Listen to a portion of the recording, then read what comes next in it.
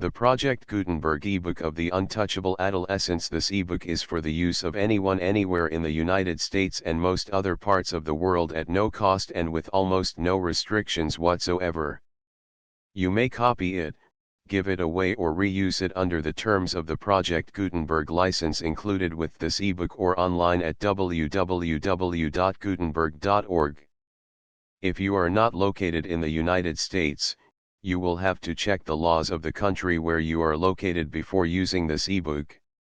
Title: The Untouchable Adolescents. Author: Harlan Ellison. Illustrator: Kelly Freeze. Release date: April 19, 2024. Ebook number 73433. Language: English. Original publication: New York, New York.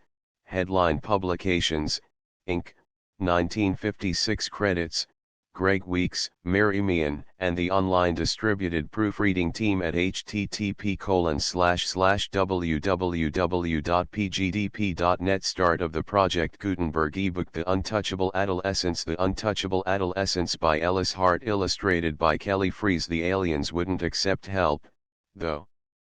Their world was about to explode. They were adolescents. Adolescence is the time when you aren't smart enough to ask for help. Transcriber's note: this text was produced from Super Science Fiction, February 1957. Extensive research did not uncover any evidence that the U.S. copyright on this publication was renewed. The planet Diamore hung round and gaudy in the viewplates. As colorfully unchanging as it had been every day for the 2 weeks since the wallower had plopped out of inverspace near it.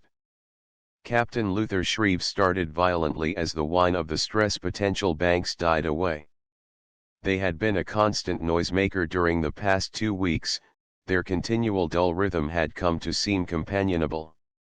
Now the keening discordancy was ended, and he knew they had finished estimating the planet in the plates. He sat very still, staring at the energy dials building their reserves back up. The banks had used much extra power. He sat very still, waiting for them to bring him the plates. He didn't want to see them. He was a full captain in the merchant arm of the commercial navy, and he found the tough outer shell of himself that had formed during 30 years in that service suddenly disintegrating. He was afraid of what those plates would say. The tube glowed behind him and Teller, slightly overweight, slightly florid, slightly balding, and a brilliant psych officer stepped off the plate, into the control room. Teller slumped onto the co-pilot's couch, extended the sheaf of plate readings. Luther Shreve tipped his cap back on his head with a practiced thumb and shuffled the plates in silence. From time to time his pink tongue washed across his lips. Finally he sighed and rubbed weary fingers across the bridge of his nose. He closed his eyes and slowly sank back against the cushions. With eyes still closed, he voiced the final possibility. Any room for error? He had tried to keep the tenseness from his voice, but it somehow doubled in the faintly resonating confines of the control room. Teller shook his head. They tell me no, Luther. I ran the plates up for them, mainly because they were all afraid to be here when you saw the sad news. You terrorized those poor backroom boys, Luther. Teller looked across, saw the odd set to Shreve's face, and realized his jibes were annoying the other. He swung his short legs over the side of the couch with a thump, clasped his hands in his lap as though about to recite. They have somewhere less than 5 months. Then the big push comes. The eruptions will wipe out 9/10 of the centers of community. He leaned across and pulled one sheet from the stack Shreve held. Here is the position map. He indicated with quick, short jabs of his finger where the first earthquakes would hit, and followed blue lines to their terminuses. He extended his hands, palms upward, in a movement of futility and sadness. Shreve sat forward, sharply. He swept the cap from his head with one hand, ran the other through stringy, brown hair. He pursed his lips, muttered, "We've got to do something." It's more than just business potential ruined. There are people down there, Carl. Millions of them. We can't let them die. True, Teller stated simply, looking at his clasped hands. But, he added, what about the itinerary? They'll scream bloody blazes back there if you break schedule. He cocked a thumb toward the rear of the ship toward Earth. Carl, I've been pushing one of these cans for Merc Harm over 30 years. I'll be 31 in August. I've never broken a schedule in my life, but this is something more important than bills of lading and sales curves. His face had tightened, the character lines about his mouth standing forth. We've got to save them, Carl. We've got to help those people down there. Teller exhaled heavily. All right, Luther. It's your choice. But you'd better produce something from those natives down there, or Merc Harm might get unpleasant. Shreve nodded, his face sagged into weariness momentarily. Then he straightened and depressed the public address stud on the couch arm. His orders were brief and direct. An hour later, ship time, the great wallower fired away with directional rockets, and began to fall toward the multicolored sphere of Diamore. High jungle surrounded the ship. Deep red stringers of climbing vine meshed with the purple and green and blue of exotic tree forms. From the edge of the dead path the wallower had burned in settling, the patchwork melange of colored growth reared and spread. The analyzers were just completing their spore counts when the Diamorei burst from the jungle, thundered onto the charred ground of the clearing. They rode tall on the backs of their mounts, whooping and wailing in a minor key. The outside receivers, which had been left on in various parts of the wallower, rattled tinnily at the noise. Men clasped hands to their ears and hurried to depress studs to shut out the din. Shreve and Teller whirled from their calculations and stared fascinated at the sight in the plates. The Diamorei's huge, loping animals closely resembled terrestrial giraffes. The beasts were pitch black and ran with a gait beautifully adapted to the jungle. They came on with a liquid, sidestepping motion. They neatly leaped the twisted tree trunks, swayed out of the path to avoid a cluster of high-piled blossoms, and trampled to a stop 50 yards in front of the wallower. Stations! Shreve yelled into the PA mic. He turned back to the viewplate, staring at the black beasts. There were 12 of them, each with a depression in its back in which a Diamorei sat, clutching the flanks of the thin, black animal with his knees. Twists of pliant material looped through the beasts' noses served both as bridle and reins. The 12 Diamorei leaped agilely from their mounts' backs, began looking at each other with indecision. They milled about the stomping animals for a minute, then each went to a bulky pouch slung across his beast's back depression. They fumbled in the pouches. Shreve turned the plates up to higher magnification, whistling through his teeth. Wee-oo! What magnificent creatures! Did you see the way they ran that jungle like broken field quarterbacks? From beside him the agreeing mutter of the pudgy psych officer blended with the busy clicking of the analyzers, totaling their counts. Those look to be the people we have to contact, Carl, Shreve added, motioning toward the Diamorei who were dragging objects from their pouches. A young people, Teller mused, his face flushed. A young and a virile people. Shouldn't have any trouble getting through to them. He turned a plate knob to sharper register. The Diamorei had advanced on the ship. They were almost humanoid. Tall, almost 6.5 feet each, with very long legs and bony, knobbed knees. Their legs seemed to represent almost half their bodies. Wide-shouldered, V-shaped chests, obviously large-lunged. Otherwise, despite the wide-spaced, large-irised eyes, they were almost humanoid. As Shreve and Teller watched, they each donned a hideous devil mask. Ugh! Shreve blurted, his face drawing up into a picture of agony. What ghastly greeting cards those are. If that's a sample of their demonology, I'd hate to see them exorcising one of the poor devils, probably frighten the thing to life. Teller was leaning closer to the screen, his small eyes watching the 12 with undisguised fascination. He was talking more to himself than his superior. Must be religious symbols of some sort. Must have put on their prayer day best just to come see us. Shreve looked at Teller sharply. You don't suppose they think we're gods or something? Shaking his head in annoyance, Teller replied, No, no, certainly not.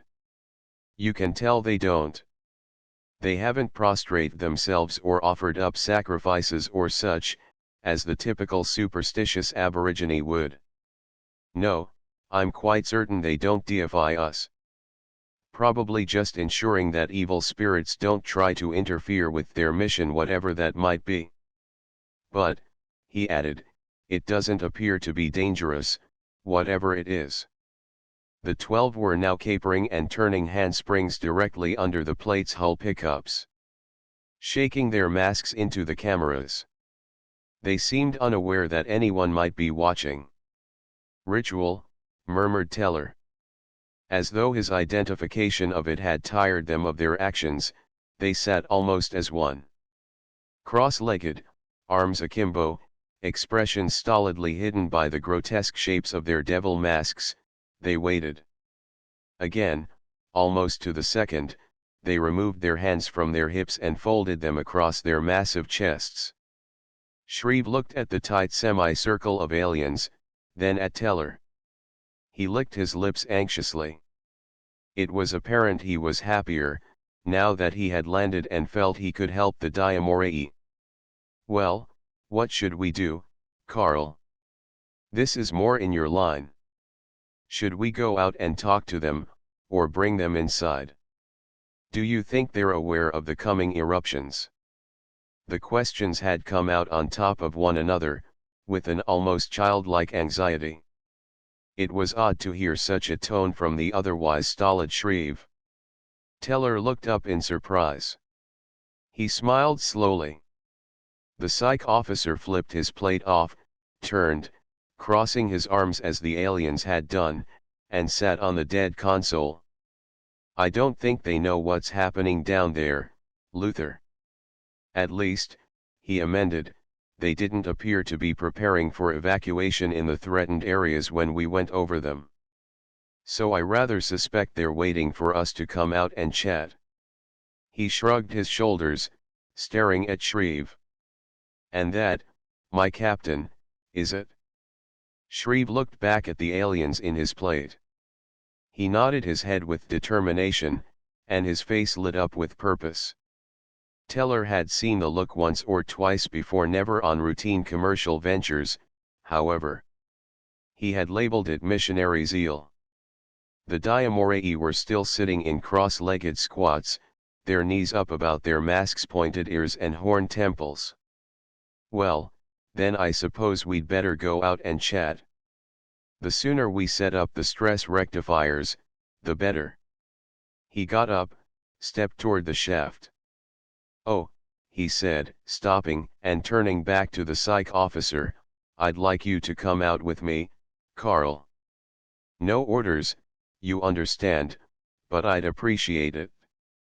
The short psychologist looked at him for a moment, nodded his head in acceptance. Shreve stepped into the shaft and sank down through the floor as the tube glowed.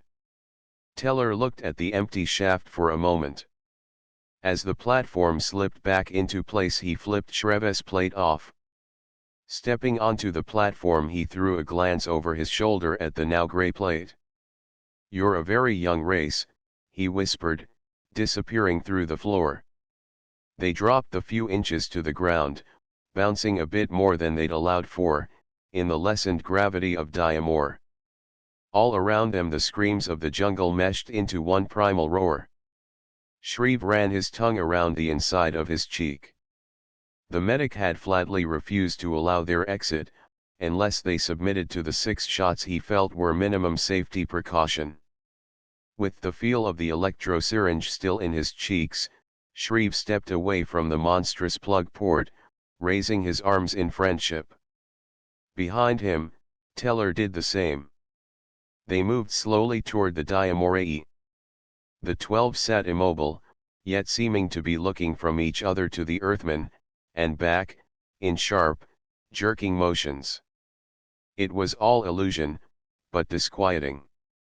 As they stepped toward the aliens, Shreve felt the nerves in his teeth begin to twitch. He had been about to say something soothing in English, but the words never came out. "Who are you?"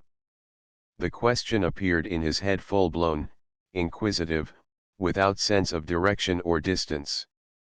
He knew immediately from where it had come, of course, yet he could not quite believe it. Shreve stopped dead, the pain in his jaws mounting. He glanced quickly at Teller.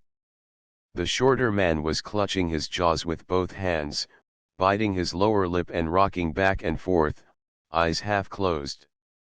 "Carl," Shreve's tongue stumbled over the words in his pain, "they're me God, Carl, they're telepathic." They stood rooted in their tracks, staring at the 12 impassive aliens in their grotesque masks. Teller stared in open fascination, still clutching his head. "The first," he murmured in awe.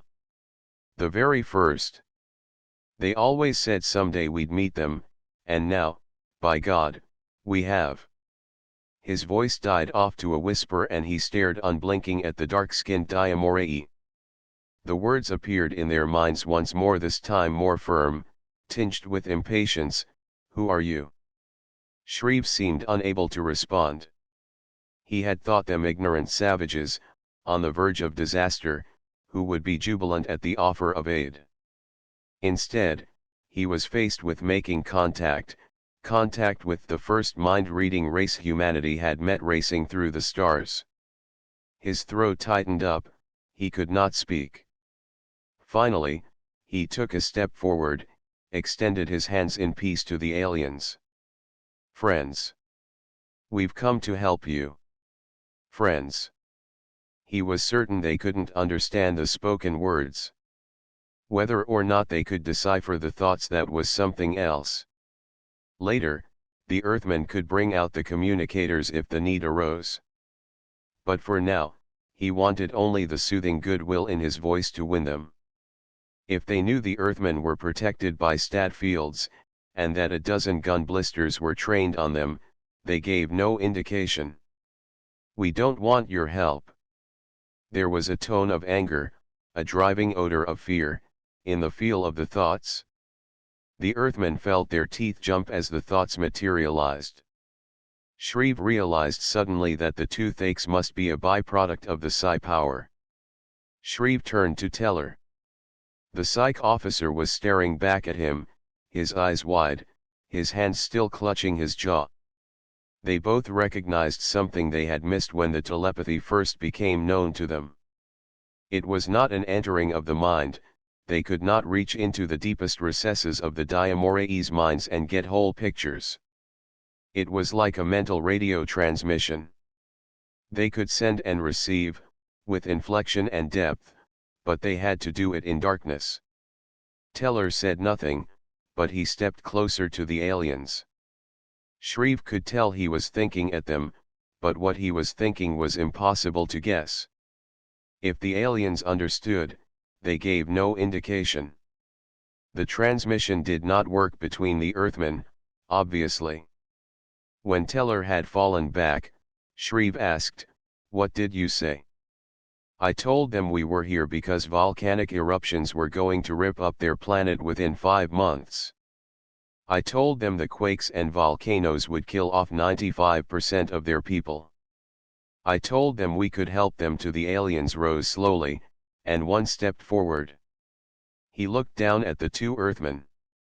"Hear this, you are not the first strangers to come here. Once before strange men came to us from the sky. They called themselves the Kaiben and they told us they wanted to trade, but they did not trade. They ate away our land and burned our jungle and took our women and killed our young warriors." It came as a blast of pure thought. All at once, as though spurted out whole from the mind. The inflection was there, the meaning, the depth of bitterness. Shreve felt his mouth dry out at the caliber of agony in the thoughts. Teller shrugged his shoulders as though he wanted no more part in the matter, and retreated a few steps, massaging his throbbing jaws. The alien stream ceased, and the Diamore drew back. He seemed to rise up on his toes, as though he wanted to strike the Earthman, but was restraining himself through the movement. Shreve felt a desperation mounting in him. He had to save these people, had to make them realize their danger. But you can read our minds, you can see we're telling the truth, he argued. He found his stomach muscles had tightened, hands had clenched. The alien thought reverberated in his head, what makes you think you cannot lie with telepathy? Then the thoughts flowed again. This time cold, dispassionate, merely information. We have been, as you think, burned once, and we do not wish to be burned again. We cannot say whether or not these things you warn us of really exist, but we will take our own destinies in our hands and treat them if they come. We have seen no such indications of eruptions, and we do not believe you. The thoughts ceased. Then one word alone, go. Shreve cursed the limitations of the psi faculty. Of what use was a mind-reading ability if it merely told you what another person thought, not whether it was true or not? He stepped toward them again. He looked up at the fearsome masks and felt the sinking of his stomach. He realized they were a young and headstrong people. Teller had made that clear to him. Their arrogance was the false front of a people frightened by the unknown. But were they so young that they could not realize when they needed help? Look, he found himself speaking, you don't seem to understand. The aliens moved back as Shreve approached. They didn't seem to want him near them. Your planet is a young one. There are internal stresses that are going to rip open your continents. We can set up machines that will redirect these eruptions into the ocean, back in the jungle where it's uninhabited, so your people won't die. Did you see the blood pits near the great ocean? Shreve caught the thought, and knew there was more to it than the Diamore had thought at first. The thought was laden with blast furnace hatred and a deadly bitterness. He remembered the planet-circling landing the Wallower had made. He remembered the single body of water, the great ocean, stretching yellow and rippling across a third of Diamore. The picture completed itself in his mind, and he saw the monstrous gouges ripped into the land, near the shore of that ocean. Pits of fused, crimson soil, bare, gaping wounds, nothing but emptiness and dead plants surrounding them for miles. Those are the ones, the thought came. Those were the cities of Golamur, Nakrush, and Hut on the shores of the great ocean. We resisted the Kaiben when they wanted to drill out our ceremonial grounds for their soils. They said were radioactive. We would not let them drill, and they sent down death to our cities. Tinged with such emotion, the words were so boldly put, their meaning was all too clear. These people would never reverse their decision. They hated all outsiders. Shreve wondered whether they could be blamed. But you need our help. You've got to believe me. You can read my thoughts, can't you see I'm telling the truth? We could read the Kaiben thoughts, too. Silence in their minds for an instant, then, have you seen the blood pits? Luther Shreve felt as though he were being dragged down into a whirlpool. He didn't know why it was suddenly so important to him that he helped the Diamore. There was certainly no sense of brotherhood with the aliens. But he knew, on a level that defied all doubt, that he must save these people, or never feel at peace with himself again. Behind him, Shreve heard Teller snort in disgust. The psych officer took 2 quick steps forward, jerked his head toward the massive bulk of the Wallower. Children. That's all they are. They think those masks protect them from evil, they think their blind arrogance will protect them if trouble comes. They think they know better than us. They don't know when they need help. Come on, Luther, leave them if that's what they want. He turned to go, his face flushed in anger. Shreve looked back at the aliens. He searched the blank and grotesque masks for some evidence of willingness to reason. There was none. Shreve gritted his teeth in frustration. He wanted to help, he wanted to save them, but they wouldn't let themselves accept his help. The aliens didn't want to be saved. They stood there, tall, impassive, the thought radiating unendingly, go go go go go go go go go go go go go go go go. Luther Shreve stepped toward them, anger boiling hot in his brain. All right, damn you. If you're too stupid, or too swollen up with your own importance to realize you need help, we'll help you despite yourselves. Why do you think the Kai-Ben left Diamor? Shreve's words stopped before they could be spoken. His fury checked itself. He hadn't considered that. Why had another race, one that could decimate a planet as the blood pits indicated they could, leave when they seemed to be on the verge of getting what they wanted? We are not defenseless, we can stop you, we will hurt you, go. Teller's sharp laugh interrupted before Shreve could get an answer out. Fools. Pompous adolescents. What makes you think your primitive warriors with their bogey masks can harm us? Look. He stepped toward the alien. The Diamore backed up. Teller stepped quickly, coming into sharp contact with the alien's body. The Diamore leaped back, the short hairs on his body standing straight out. He thought something at his brothers. It was incomprehensible to the Earthman. That's a stat field. And there are a dozen guns pointed at you from the ship. We'll set up the machines and save you whether you like it or not. He turned away with a low chuckle, adding ruefully, though why you want to bother with such a bunch of arrogant children is beyond me, Luther. He walked toward the ship. Casting nervous glances at one another, the aliens leaped to the backs of their mounts, reined in and turned to leave. Shreve stood and watched them as they loped to the jungle's edge. The ebony giraffe things drew up short, and the leaders reared up as the alien turned to stare at Shreve. Go or we will hurt you. In an instant they were gone, melting into the colored riot of the jungle, the beast's hoofs beating ever more faintly as they moved away. Shreve turned back to the ship. He should have felt no temperature changes within his stat field, yet somehow he had grown chilled in a few seconds. Night had descended quickly, dropping like a sea of ink over Diamor. The robomechs had set out the flood lamps, almost to the edges of the jungle, and the wallower was bathed in white light, sharply outlining her plate construction, and the clean transparency of the conning bubbles. Paul Joukowski, robo-exec, JG, stood behind his control console in the construction bubble, watching the 30-ton robomech carrying its burden. The 16-wheeled robomech rolled off the extended cargo hatch ramp, sinking just a bit into the springy ground of Diamor. Joukowski grinned at his foresight in spreading a primary hardener over the surface before the big boys went to work. He two-fingered a cigarette out of his lapel pocket, stifling a belch. Damn that cookie, he muttered.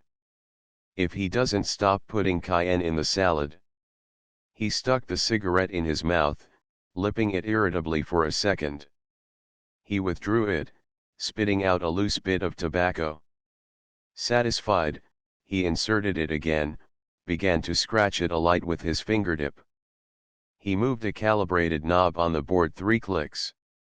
The lumbering monster outside revolved its head, the huge drilling plate it carried on its flattened and magnetized top moving also. Like an old woman carrying a water urn on her head, he chuckled, puffing the cigarette. The robomech neared phosphorescent markings laid out on the ground, where the fiberglass base plate should be planted. Stress rectifiers would be magno-clamped to the base plate, then would begin their search position drilling. He moved to press the release button that would cause the robo-mech to set its burden down lightly. Paul Zhukovsky's teeth suddenly began to ache with terrible intensity. He clutched at his face wildly, burning the palm of his hand on the cigarette. A strangled sob began to form, ended in a gurgling half-scream. His eyes rolled upwards and a trickle of blood emerged from the corner of his mouth. Stone dead he fell across the control console, depressing all studs. The 30-ton robo-mech whirled twice and burst toward the edge of the jungle. It struck the boles of 3 huge intertwined trees with a resounding clang, the base plate bounced from its head and crashed, shattering, onto a projecting rock spear. The robot struggled for a moment more, driving into the jungle, knocking trees from its path in blind fury. The smell of cordite soaked through the clearing, and a wisp of smoke issued from the service box. An instant later its chambers fused their baffles and the robo-mech exploded with a terrifying burst of heat, impossible light, and the scream of ripping metal. His brains were fused, Teller said. The psych officer looked Shreve directly in the eyes, trying to find meaning in the captain's closed expression. Teller's face was unnaturally white, his usually drooping lips thinned to a black line. The autopsy men were shaking like loose bolts when they reported to me, Luther. They swore they'd never seen anything like it before. It was as if someone had taken that boy's brains in his red-hot hands and molded them like clay. Shreve's jaw muscles worked in a strange rhythm.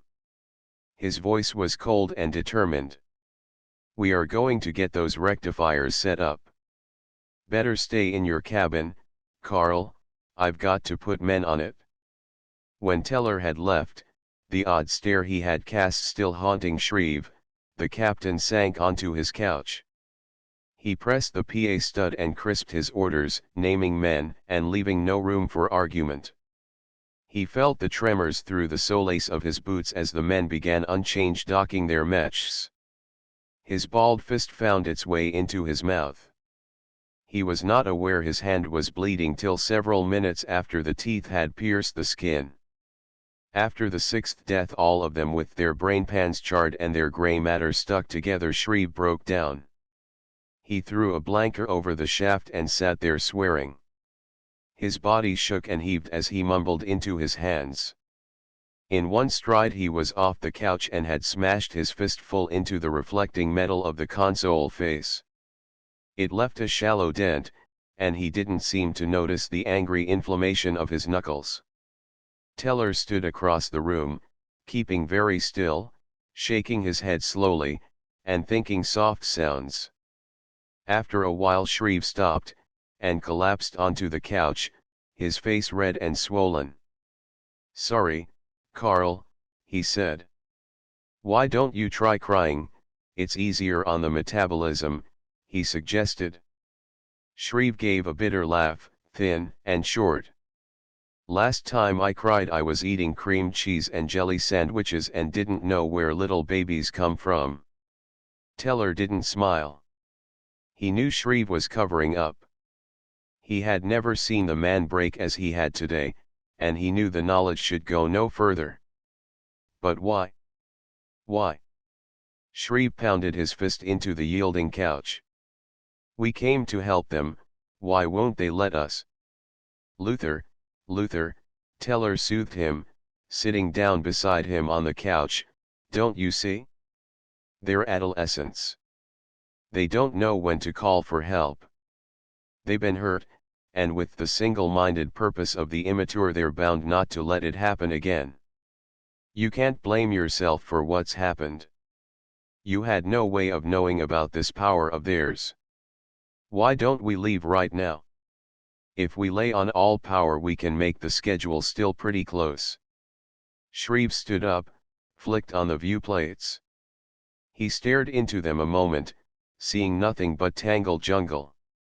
He drew up a bit, laid his hands flat on the console. I've got to talk to them once more. To beg them again. We warned you, came the cold, hard tones. The group mind is infinitely stronger than our individual power. Now that you have seen our strength, will you go? I've come to beg you once more, Shreve pleaded, looking up at the masked Diamorai, astride their mounts. He had made certain all outside pickup mics were off. We only want to help you. Won't you let us redirect the coming eruptions? Please. Shreve had plumbed the depths of his mind in an attempt to find reasons for sacrificing such efforts to save the Diamorai. The only reasons he had found he had not been able to translate yet. There was a sense of identification with the long-legged and stubborn aliens. He wanted to save them. Can't you read my thoughts, he said, projecting truth, projecting honesty and sincerity. Can't you see I want to help you, help your people? They did not even bother answering. He knew their acquaintance with the truth that men of other worlds had offered. To be defeated because those who need your help had been spoiled by another race. The bitterness, the hatred, the distrust, washed over him, as the Diamorai leaned across his beast's neck, thought one snarled word, go. Shreve felt the futility of everything he had done, suddenly caving in on him. He looked up into the blank stares of the masked aliens, said slowly, we will hang above your atmosphere till you call us.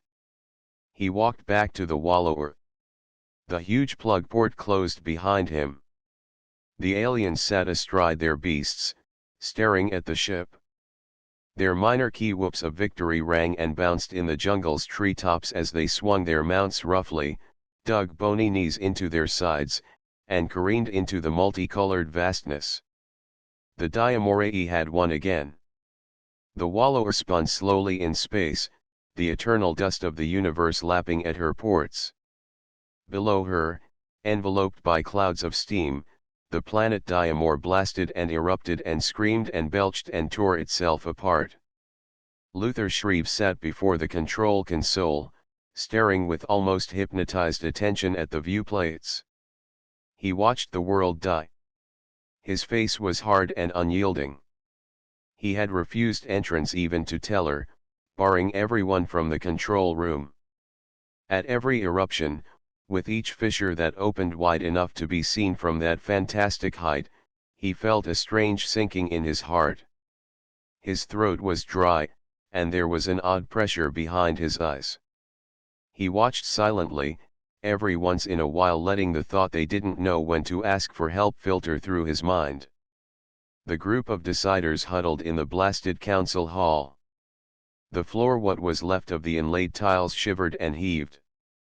Beyond the twisted lattices of the windows they could hear the mighty rending of the planet as it opened and swallowed all that stood. Within an hour of the first eruptions, so quickly and with such fury that there had been no time for preparation, almost 3/5 of their race had been decimated. The cities Kes and Ukvabask and Lalor had gone under with roaring flames and the scraping of stone against flesh. The great ocean had exploded with a red-hot bubbling and roared onto the land, washing everything before it. The lava flows raced eastward to the ceremonial grounds and westward to the hunting preserve. Everywhere the ground opened without warning or reason, and life sank beneath the earth. Wrong, the group of deciders admitted in their last refuge. We were wrong, we have been foolish, we have rejected our only salvation. We must prepare the group mind, send our plea for aid into space, speak to the outsiders, ask them to help us. They thought their instructions away from themselves, to their kin across Diamor's blasted face. Prepare. Join. Speak to the outsiders. And when they had gathered together every last Diamorai, with more dying as they joined the chain, with the feel of agony radiating through the group mind, the message weakly rose. Tentatively it probed at the inner surface of Diamor's atmosphere. The power was, perhaps, insufficient to reach the spaceship. 3/5 of the Diamorai were lost to the group mind. The group mind struggled, frantically beaming, in hopelessness, trying to get through to the Earthmen who rode above them. the men who rode above them waiting for a signal from the Diamorai. Shreve turned away from the plates, flicking them off. I can't stand it, Carl. How senseless. Because one race dealt them unfairly, they closed their eyes to help from anyone else. Teller crossed his legs as he sat on the couch. He did not appear to be disturbed by the sight from below. Luther, you can't go on destroying yourself. You did everything you could. You were as resourceful as any man could have been. Now you'd better get back to the schedule. We're over 4.5 months due at our next landfall. He saw his words were having no effect. Look, Luther, I've been in this business almost as long as you. I've seen this time and again. When you come up against an adolescent race, that doesn't know when it's got something too big to handle, there's nothing you can do but back off and let them handle it themselves. If they don't get smart enough to know when to call the fireman, that's their agony. Not yours. What's the next stop on our itinerary? He asked the last almost jauntily, consciously trying to take Shreve's mind off the cinder that spun below the wallower. He rose and stretched, as though from a profound sleep. For a moment he stared in wonder. Then he stepped into the shaft and quietly left the control room. He had never thought he'd see the day when Luther Shreve cried like a child.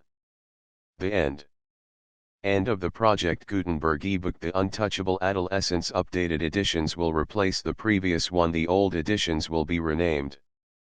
Creating the works from print editions not protected by U.S. copyright law means that no one owns a United States copyright in these works, so the Foundation, and you, can copy and distribute it in the United States without permission and without paying copyright royalties. Special rules, set forth in the general terms of use part of this license, apply to copying and distributing Project Gutenberg trademark electronic works to protect the Project Gutenberg trademark concept and trademark.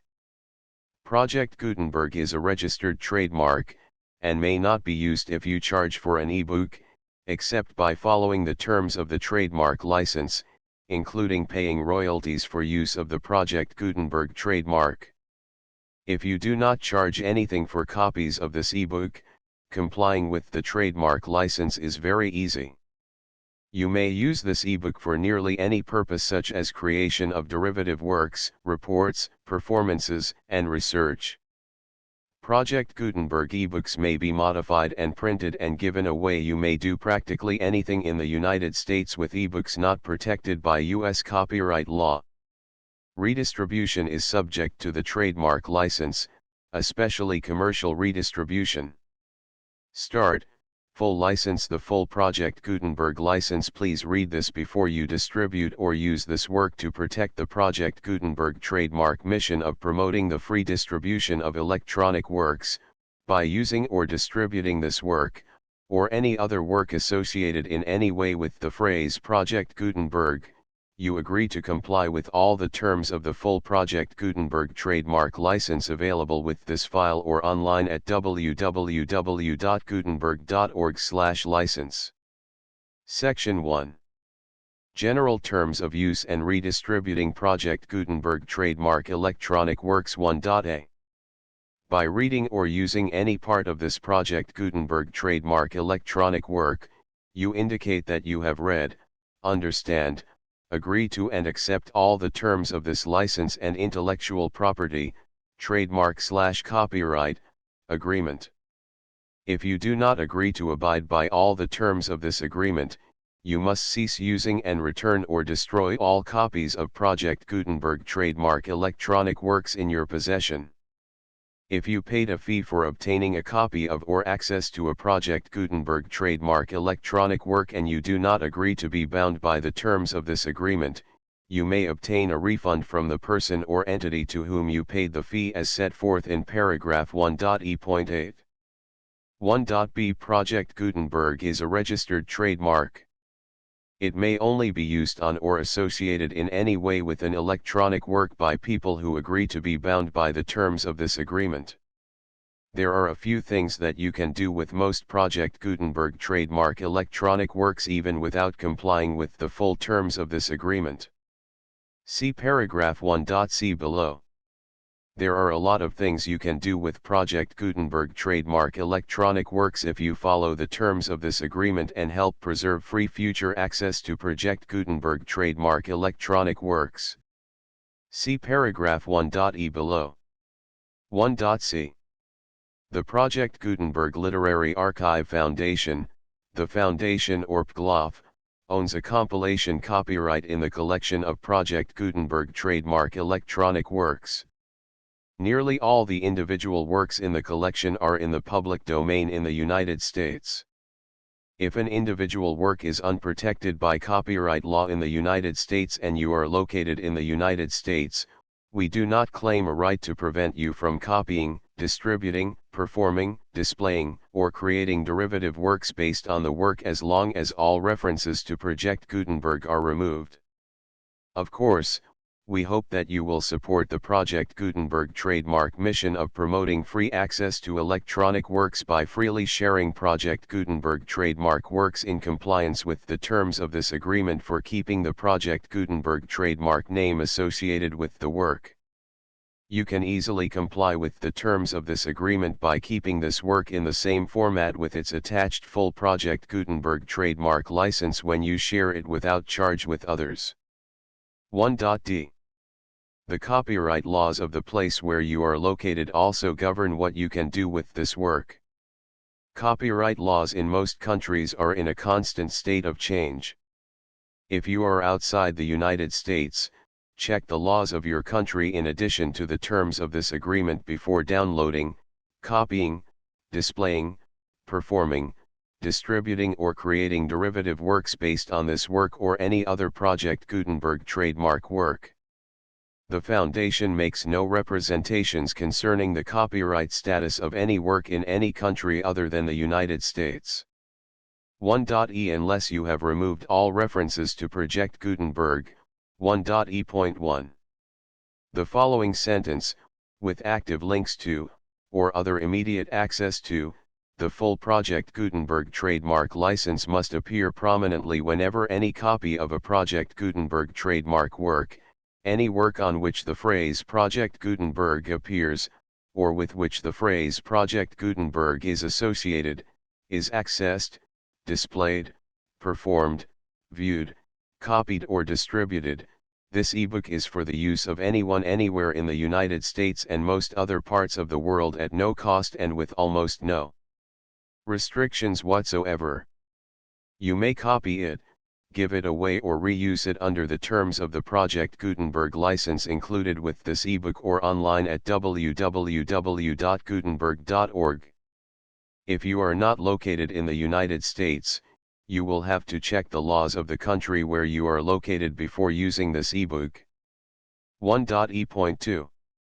If an individual Project Gutenberg trademark electronic work is derived from texts not protected by U.S. copyright law, does not contain a notice indicating that it is posted with permission of the copyright holder, the work can be copied and distributed to anyone in the United States without paying any fees or charges.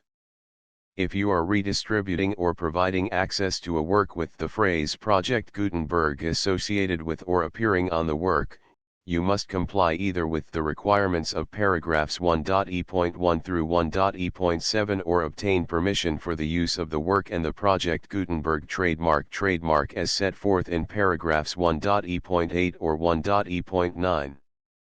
1.e.3.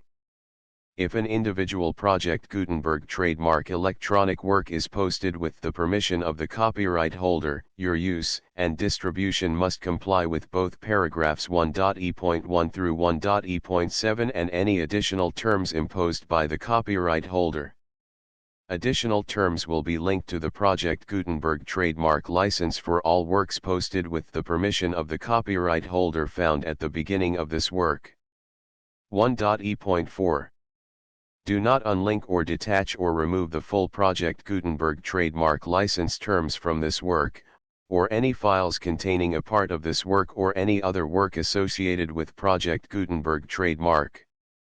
1.e.5 Do not copy, display, perform, distribute or redistribute this electronic work, or any part of this electronic work, without prominently displaying the sentence set forth in paragraph 1.e.1 with active links or immediate access to the full terms of the Project Gutenberg trademark license.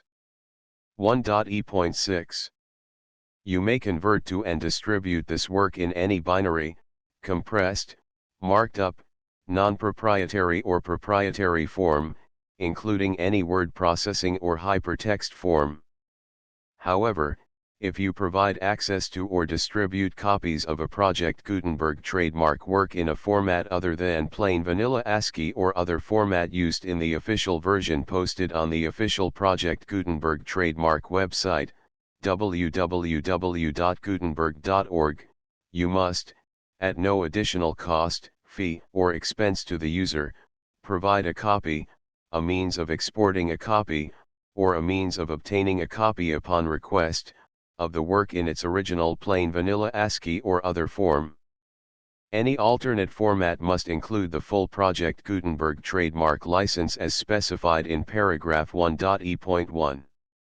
1.e.7 Do not charge a fee for access to, viewing, displaying, performing, copying or distributing any Project Gutenberg trademark works unless you comply with paragraph 1.e.8 or 1.e.9.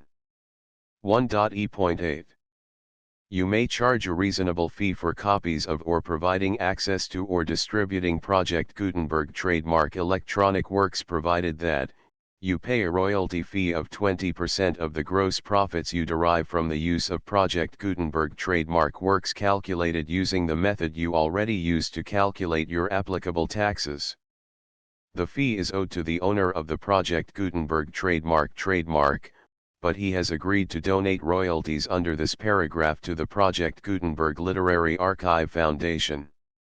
Royalty payments must be paid within 60 days following each date on which you prepare, or are legally required to prepare, your periodic tax returns. Royalty payments should be clearly marked as such and sent to the Project Gutenberg Literary Archive Foundation at the address specified in Section 4, Information about donations to the Project Gutenberg Literary Archive Foundation. You provide a full refund of any money paid by a user who notifies you in writing, or by email, within 30 days of receipt that he does not agree to the terms of the full Project Gutenberg trademark license. You must require such a user to return or destroy all copies of the works possessed in a physical medium and discontinue all use of and all access to other copies of Project Gutenberg trademark works.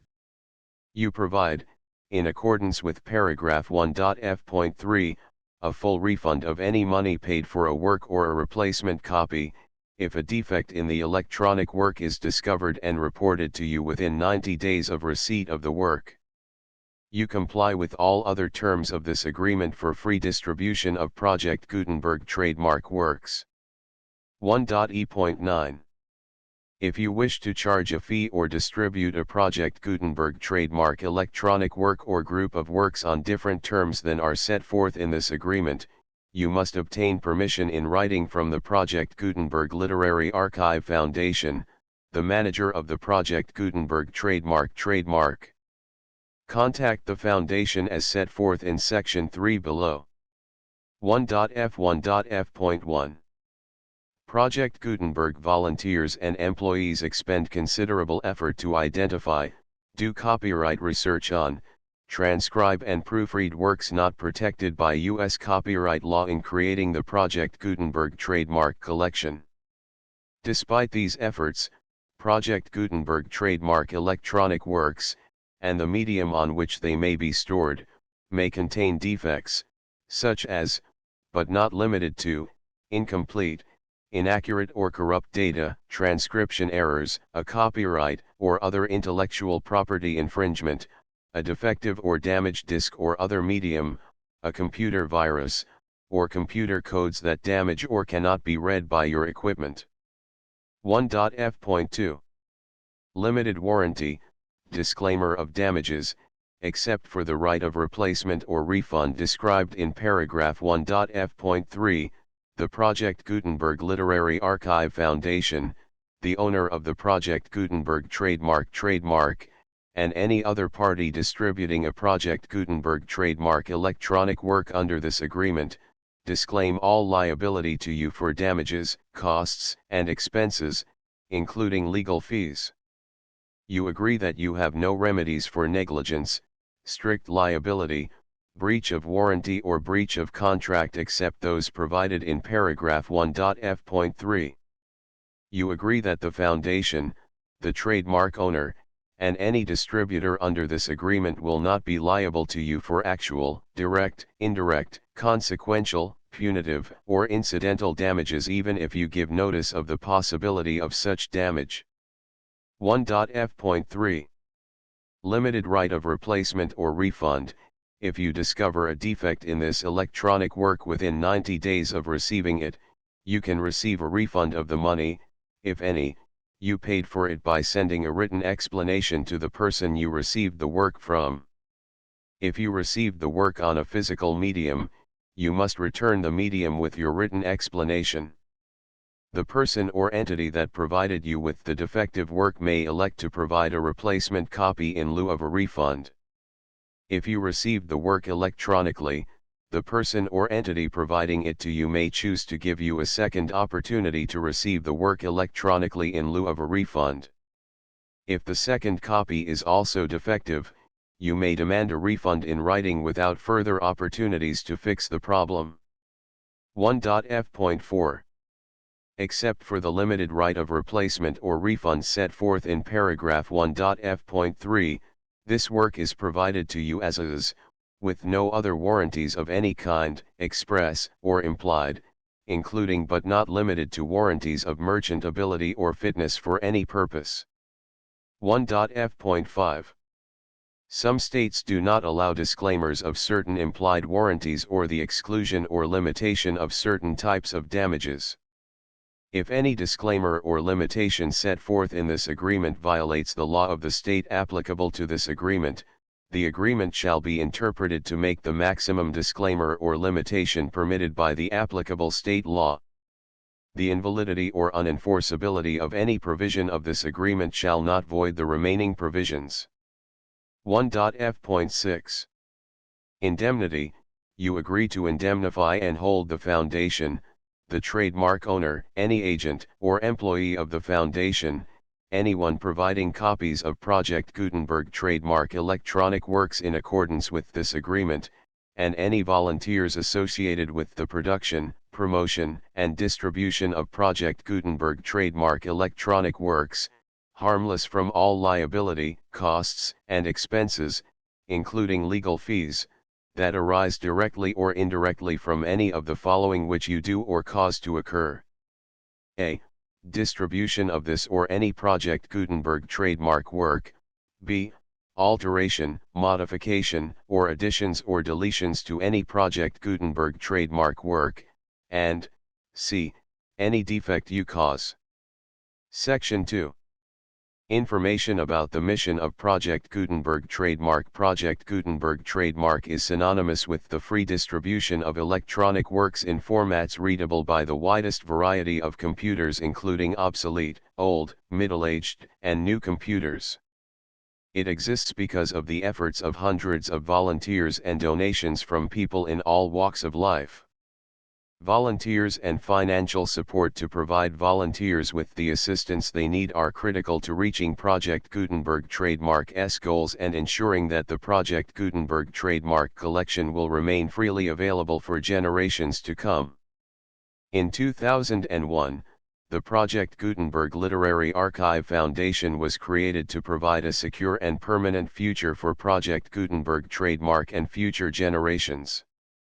To learn more about the Project Gutenberg Literary Archive Foundation and how your efforts and donations can help, see sections 3 and 4 and the Foundation information page at www.gutenberg.org. Section 3. Information about the Project Gutenberg Literary Archive Foundation. The Project Gutenberg Literary Archive Foundation is a non-profit 501 c. 3. Educational corporation organized under the laws of the state of Mississippi and granted tax-exempt status by the Internal Revenue Service. The Foundation's IN or Federal Tax Identification Number is 64-6221541. Contributions to the Project Gutenberg Literary Archive Foundation are tax-deductible to the full extent permitted by U.S. federal laws and your state's laws. The Foundation's business office is located at 809 North 1500 West, Salt Lake City, Utah 84116801596-1887. Email contact links and up-to-date contact information can be found at the Foundation's website and official page at www.gutenberg.org/contact section 4. Information about donations to the Project Gutenberg Literary Archive Foundation. Project Gutenberg trademark depends upon and cannot survive without widespread public support and donations to carry out its mission of increasing the number of public domain and licensed works that can be freely distributed in machine-readable form accessible by the widest array of equipment including outdated equipment. Many small donations, $1 to $5,000, are particularly important to maintaining tax-exempt status with the IRS. The Foundation is committed to complying with the laws regulating charities and charitable donations in all 50 states of the United States. Compliance requirements are not uniform and it takes a considerable effort, much paperwork, and many fees to meet and keep up with these requirements. We do not solicit donations in locations where we have not received written confirmation of compliance. To send donations or determine the status of compliance for any particular state, visit www.gutenberg.org/donate. While we cannot and do not solicit contributions from states where we have not met the solicitation requirements, we know of no prohibition against accepting unsolicited donations from donors in such states who approach us with offers to donate. International donations are gratefully accepted, but we cannot make any statements concerning tax treatment of donations received from outside the United States. U.S. laws alone swamp our small staff.